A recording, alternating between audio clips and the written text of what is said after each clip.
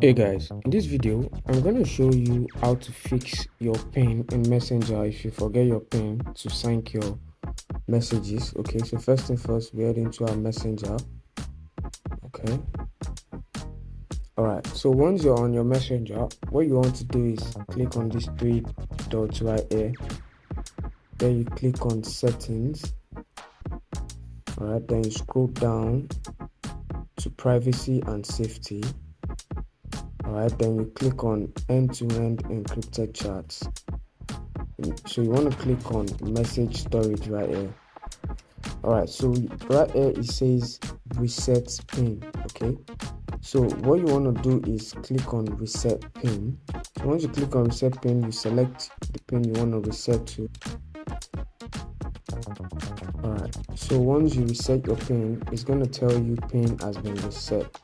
Okay, so it's as simple as it is. So next time you want to make sure you save your key in Google Drive. This icon, you want to click it and follow the steps. So if you don't know how to save your key in Google Drive, I've posted a video on that. Make sure to check the videos in my tutorial videos. Okay, so it's pretty simple and easy. If you gain something from this video, make sure to leave a like, comment and subscribe to the channel.